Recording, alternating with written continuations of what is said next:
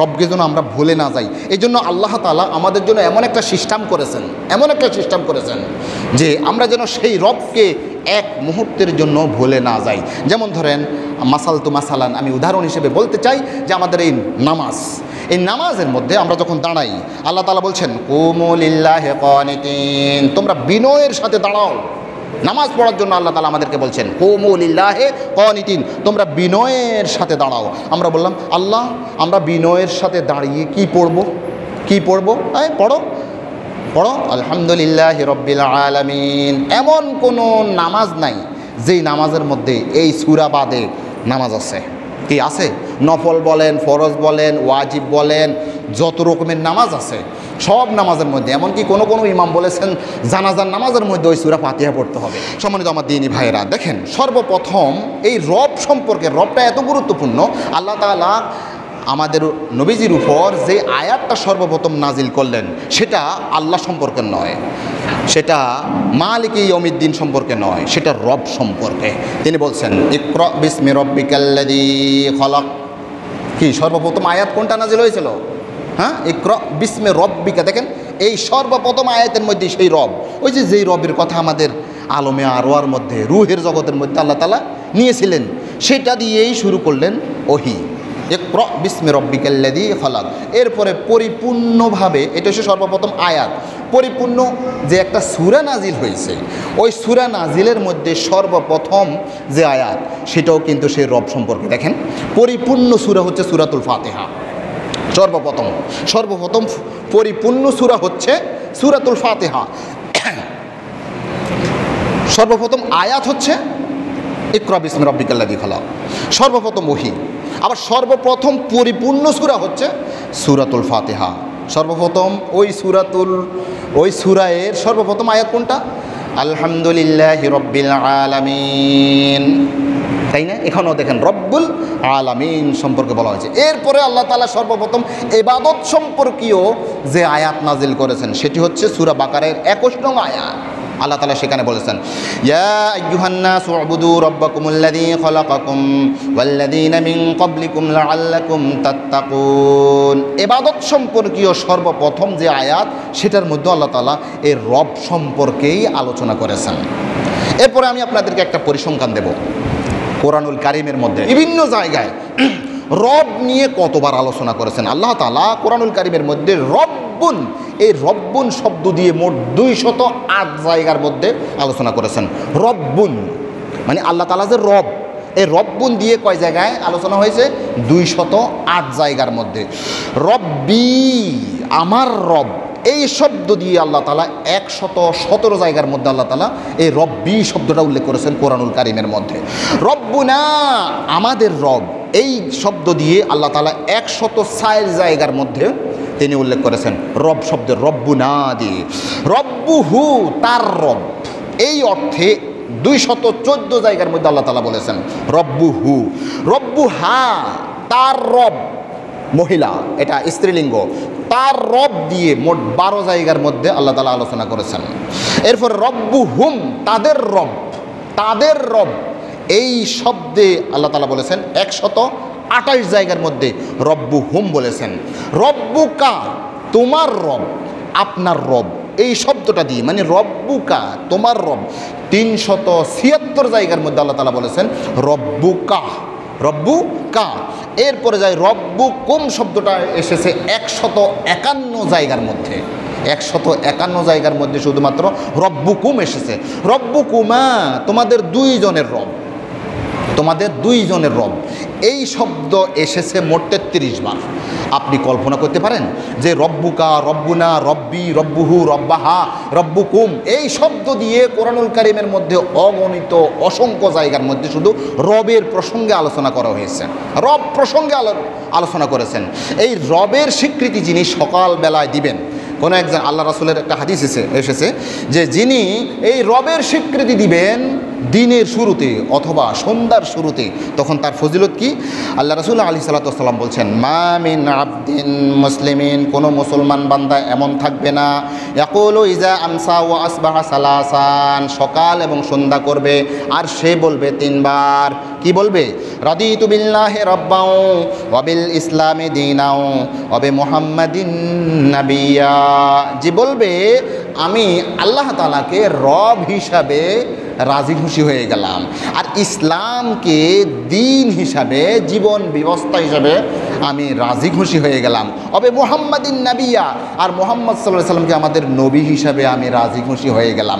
এই কথাটা যেই কোনো একজন মুসলিম বান্দা বলবে, তার জন্য ইল্লা কানা হাক্কান আলাল্লাহি আন ইউরদিয়াহু ইয়াউমাল কিয়ামা, আল্লাহ রাব্বুল আলামিনের হক বা অধিকার হয়ে যায়, দায়িত্ব হয়ে যায় আল্লাহ তাআলা ওই ব্যক্তিকে সন্তুষ্ট করা।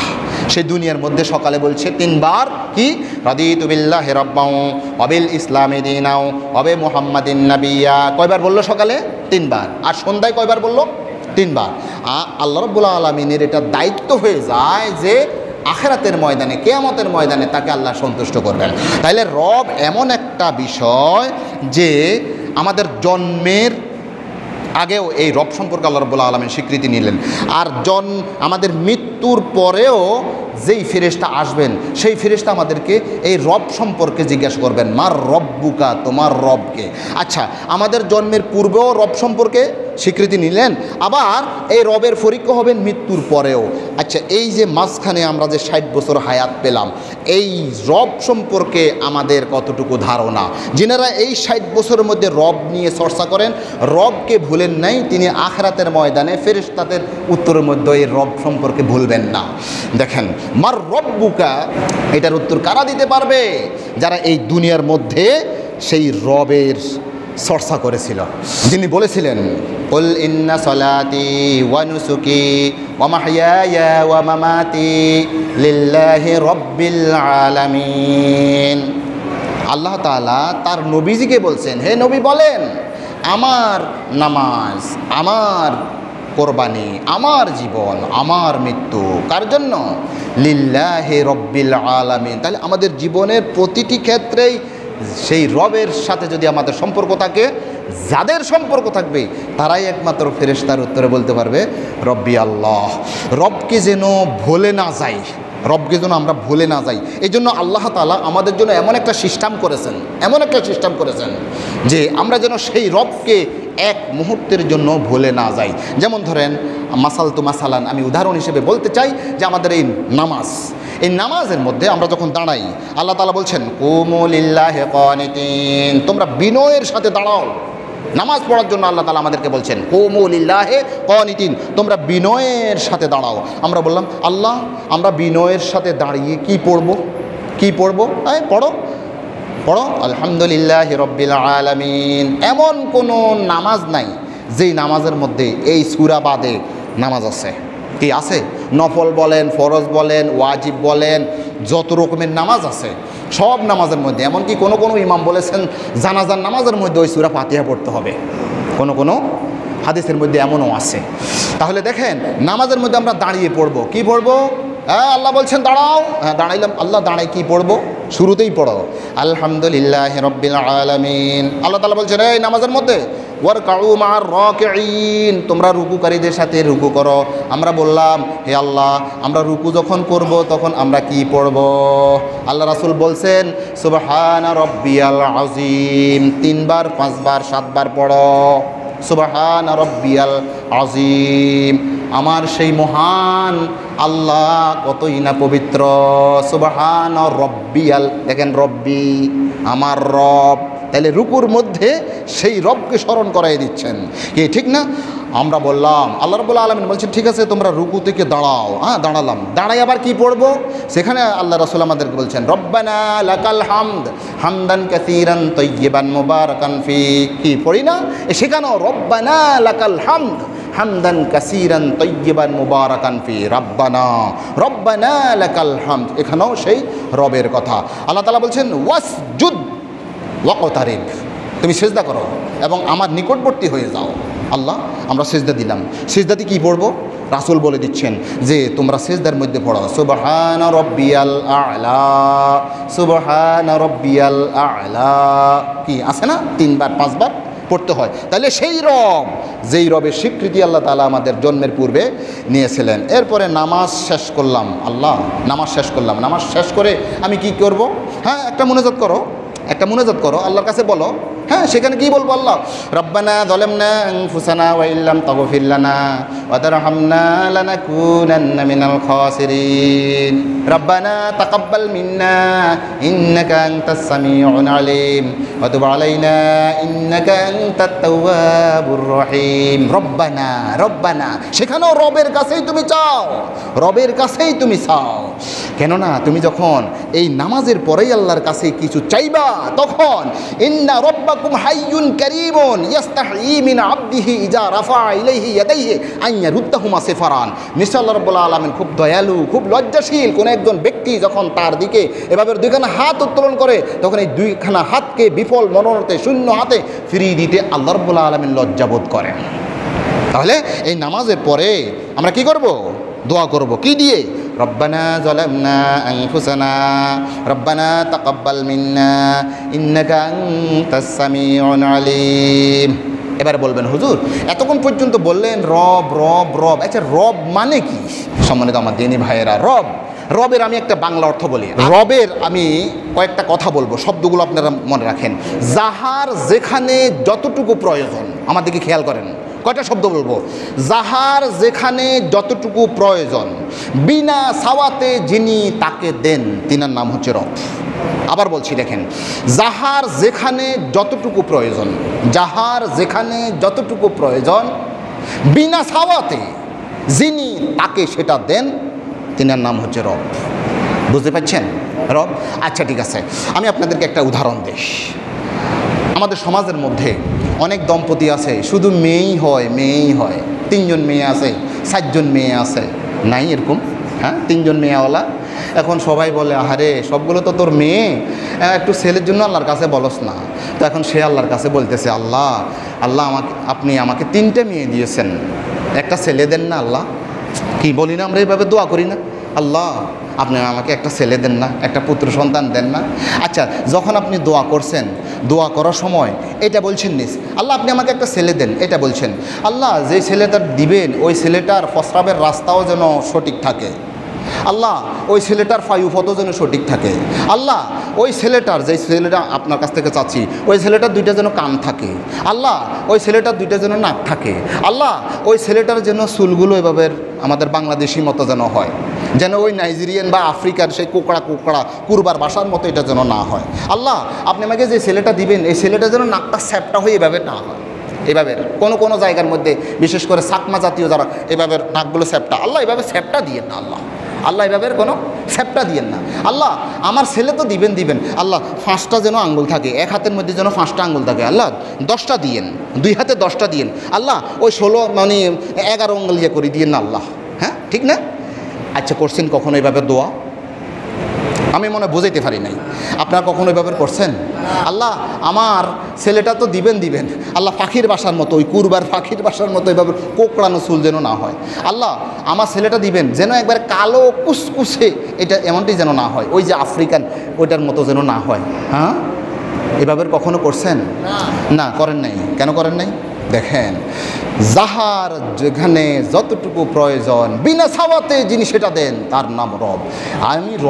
আমি রব্বুল আলামিন। এই জন্য তুমি আমার কাছে শুধুমাত্র ছেলে চাইছ, তুমি ওইটা চাও নাই, কিন্তু এটা তোমার দরকার ছিল, আমি দিচ্ছি। আমি যে রব। আচ্ছা দেখেন, আপনি হাবশি যারা, আফ্রিকান যারা, এদের ঠোঁটগুলো একবার মোটা মোটা, কেমন ঠিক না? মোটা মোটা, চেহারাগুলো একেবারে কালো কুসকুসে। আপনি এই জাতীয় কোনো বলেন নাই। নাইজেরিয়া, তারপরে যে নেপাল, আফ্রিকান, এই জাতীয় কোনো ইয়ে বলেন নাই। আপনি দেখেন আল্লাহ যে রব, এই জন্য আপনি যেটা চান নাই কিন্তু প্রয়োজন। কিসমত কিয়া হারিয়ে কো কাসামে আজল নে, किस्मत किया हर ये को कस्साम अज़ल ने जे शख्स को जिस चीज़ का काबिल नजर आया। আল্লাহ তাআলা যাকে যেভাবে দেওয়ার সেভাবেই দেন। আমি যে রব, এই জন্য আমি তুমি বাংলাদেশের এই ছাগল নেইয়ার মধ্যে রয়েছ, এই বাংলাদেশের প্রেক্ষাপটে পরিবেশ পরিস্থিতি কী ধরনের সন্তান হয় আমি সেভাবে দিয়েছি। আচ্ছা ধরেন আপনার একটা মেয়ে যার 6টা আঙ্গুল আছে 7টা আঙ্গুল আছে এক হাতের মধ্যে, তাকে বিয়ে দেওয়ার সময় এটা কষ্ট হবে না? হ্যাঁ আমি জানি তোমার 6টা আঙ্গুল যদি হয় তোমার মেয়েটার, তখন তোমার মেয়ের বিয়ে দিতে তোমার কষ্ট হবে। তোমাকে যদি তোমার ছেলেটা যদি আমি ওই আফ্রিকান ওই কুসকুসে ছেলের মতো যদি করতাম, তাহলে এই ছেলেটা এই বাংলাদেশের প্রেক্ষাপটে কোথাও বিয়ে করতে পারতো না। আমি জানি আমি রব, যে ইনার নাম হচ্ছেন রব। সম্মানিত হাজির, কাকে বলবেন আপনি রব? শীতকালীন যেই শীত প্রধান যেই দেশসমূহ আছে, আপনারা ডিসকভারি চ্যানেলের মধ্যে মাঝে মাঝে দেখবেন যে আমেরিকা রাশিয়া বা যেখানে শীত প্রধান দেশ, সেখানে কুকুরগুলো বড় বড় লোম বিশিষ্ট, এতটুকু এতটুকু, এক বিগত কেমন ঠিক না? বড় বড় লোম বিশিষ্ট কুকুরগুলো যেমন, তারপর অন্যান্য শূকর বা প্রাণীগুলো সেই হিসাবে। আর আমাদের বাংলাদেশের কুকুর দিকে তাকান, দেখবেন যে চুলগুলো এতটুকু। কেন কেন বলেন তো দেখি? হ্যাঁ, এই বাংলাদেশের প্রেক্ষাপটে এটা হচ্ছে নাতিশীতোষ্ণ অঞ্চল, এখানে গরমও নয় বেশি, গরমও নয় বেশি, ঠান্ডাও নয়, এখানে এইভাবে চুল দিলেই চলবে। তবে হ্যাঁ, আমেরিকার সেখানে সদা সর্বদাই শীত পড়তেছে। এই অবুজ, এই চতুষ্পদ জন্তু, এই কুকুরটা সে বাইরে থাকবে। এখন সে তো শীতে মারা যাবে না, তার জন্য বুলেট প্রুফ না কি শীত প্রুফড এমনভাবে তার উপর দিয়ে আমি চামড়া দিলাম, এমনভাবে আমি পেখম দিলাম, এমনভাবে আমি কি দিলাম, সেই কুকুরগুলো পশম দিলাম, যেটা দিয়ে সে নিজে নিজে শীত নিবারণ করতে পারে। এই তিনার নাম হচ্ছে রব। আপনি কখনো দেখছেন যে হাঁসের বাচ্চা ফুটছে, মুরগির বাচ্চা ফুটেছে? আমাদের ভাবিরা, আমাদের মায়েরা, খালাম্মারা করে না? দেখছেন কখনো ডিমে তা দিতে? হ্যাঁ, ওই মুরগি ডিমে টা দিতে অনেক সময় মুরগি ডিম পারছে, মুরগির ডানার নিচে ওই যখন তা দেয়, তার মধ্যে আমাদের মারা কি করে, হাঁসের ডিমও দিয়ে দেয়, বীজওয়ালা হাঁসের ডিম দিয়ে দেয় না? তো ধরেন ডিমের এক ডিম থেকে ফুটছে কি হাঁসের বাচ্চা, আরেক ডিম থেকে ফুটছে মুরগির বাচ্চা। তো মুরগির বাচ্চারা আগেই বের হয়ে যায়, হাঁসের বাচ্চারা আরেকটু পরে হয়, কেমন ঠিক আছে? তবে পরে হওয়ার পরেই এই ছোট ছোট বাচ্চারা, হাঁসের বাচ্চা, সে ডিম থেকে বের হওয়ার পরেই পানির মধ্যে সাঁতরাচ্ছে। আচ্ছা কোনোদিন শুনছেননি বা দেখছেন কি না যে এই হাঁসের বাচ্চারা তার মাকে বলছে, আম্মু প্রথমে আমাকে একটু সুইমিং পুলে ভর্তি করাই দেন, সেখানে আমি প্রথমে সাঁতার কাটি, এরপরে যাইয়া পুকুরে নামবো। আর শুনছেননি জীবনে? শিখাইছে কি? আচ্ছা এই যে মুরগির বাচ্চাও বের হলো, হাঁসের বাচ্চাও বের হলো, তো হাঁসের বাচ্চা কুটকুট করে চলে যাচ্ছে কোথায়? পানির মধ্যে, সেখানে পানিতে সাঁতরাচ্ছে। আচ্ছা তার সাথেই তো একসাথেই ওই যে মুরগির বাচ্চাটাও সেই হাঁসের বাচ্চার পিছনে পিছনে যাইয়া পানির মধ্যে নামছে। জীবনে কখনো দেখছেন না? কেন, কে শিখাইলো? এত ছোট বাচ্চা, তাকে তো কেউ শিখায় না এখনো, তাহলে কে শিখাইলো বলেন? আরেকটা আশ্চর্যজনক, আমাদের শাশি আমাদেরকে বলিয়েন, আমাদের বাবি সাহেবদেরকে বলিয়েন, দেখবেন যে ডিমগুলোর মধ্যে তা দেয় মুরগি, যেই ডিমের মধ্যে তা দেয়, এই ডিমগুলোকে আপনার ওয়াইফকে বলবেন একটু খেয়াল করিও তো দেখি। ধরুন এখন উপরের দিকে আছে এক দিক, ডিমের উপরে আছে যেই দিক, সেখানে একটু চুন দিয়ে একটু চিহ্ন দিয়ে দেখবেন বিকালবেলায় সেটা এদিকে চলে গেছে, ওই যেদিকে চুন দেন নাই সেটা উপরে চলে গেছে। মানে ওই মুরগিটা এভাবে সেটা তার দানা দিয়ে ডিমগুলোকে উলট পালট করে দিছে। আপনি আমাকে বলেন তো দেখি যে এই মুরগিকে কে এটা শিক্ষা দিল যে একদিকে যদি শুধু গরম পড়ে এই ডিমটা নষ্ট হয়ে যাবে, এখান থেকে বাচ্চা ফুটবে না? এটার জন্য কি করতে হবে? এটাকে তার ডানা দিয়ে এদিক থেকে এদিকে করে ওই যে ব্যালেন্স রক্ষা করার জন্য গরমটা যেন চতুর্দিকে সমানভাবে সমান্তরালে যেন গরম লাগে, এটা লাগবে, নতুবা ডিমটা নষ্ট হয়ে যাবে। এই মুরগিকে কে শিক্ষা দিছে বলেন তো দেখি? কে বলছে? কেউ বলেন নাই। আচ্ছা দেখেন তো, আপনারা কখনো সুন্দরবন বা বিভিন্ন বড় বড় বনের যে বোটানিক্যাল গার্ডেনে সেখানে গেছেন না? সুন্দরবনে যাইয়ে দেখিয়েন, সুন্দরবনে হাজারো হাজারো গাছ আছে, হাজারো হাজারো গাছ আছে, লতা গুল্ম আগাছা, তারপরে বিশাল কাঠ গাছ, এগুলো আছে। কিন্তু সেখানে আপনি দেখবেন না কখনো কলা গাছ আছে, এটা আপনি দেখবেন না। সেখানে আপনি পেঁপে গাছ আছে, আপনি দেখবেন না। আম গাছ নাই, লিচু গাছ নাই। সুন্দরবনে যাই দেখিয়ে সেখানে বড় বড় সুন্দরী গাছ আছে, তারপরে কেওড়া গাছ আছে, এটা গাছ আছে, সেটা গাছ আছে, বিভিন্ন ধরনের ঝোপঝাড় আছে, কিন্তু আম গাছ নাই। আপনি কি কখনো চিন্তা করে দেখেছেন কেন সেখানে এত বিশাল সুন্দরবন, সেখানে আম গাছ নাই কেন? আপনি কখনো চিন্তা করছেন? হ্যাঁ, আমি যে রব্বুল আলামিন, আমি এই জন্য দিই নাই যে সেখানে যদি আমি আম দিই, সেখানে যদি আমি কাঁঠাল দিই, তাহলে সেখানে থাকবে কি বাঘ ভাল্লুক। এই বাঘ ভাল্লুক কীভাবে কাঁঠাল খাবে এটা তো সে জানে না। আচ্ছা, আমরা আমাদের এখানে আমগুলো যখন হচ্ছে, এখন আমাদের মা চাষিরা কী করতেছেন, আমের আচার দিচ্ছেন। ওই সেই সুন্দর বনের মধ্যে যদি আম গাছ দিতেন, আম গাছ থেকে যে আমের আচার বানাবে, বাঘ ভাল্লুক এটা কি জানবে? এটা কি জানবে? না, জানবে না। এটা সেখানে এই জন্য দেয় নাই। এই জন্য এই যে আমাদের যেখানে মানুষের বসতি আছে, যেখানে কোনো প্রাণী নাই, হিংস্র প্রাণী নাই, এখানে সবগুলো আপনি দেখবেন আঙ্গুর ফল, বেদানা ফল, এরপরে যাই কলা, কাঁঠাল, পেঁপে, এগুলো দিয়েছে। এখানে আমার বান্দারা খাবে, এখানে খাবে, এরা খেতে জানবে আর খেয়ে বলবে আলহামদুলিল্লাহ রাব্বিল আলামিন। আমি এই জন্যই যেখানে জনবসতি আছে সেখানেই আমি কি দিয়েছি, আমি ফল ফলাদি দিয়েছি। আর যেখানে হিংস্র প্রাণী আছে, বাঘ ভাল্লুক সিংহ আছে, সেখানে আমি এই জাতীয় ফল দেই নাই। আমি রব্বুল আলামিন, আমি রব্বুল আলামিন।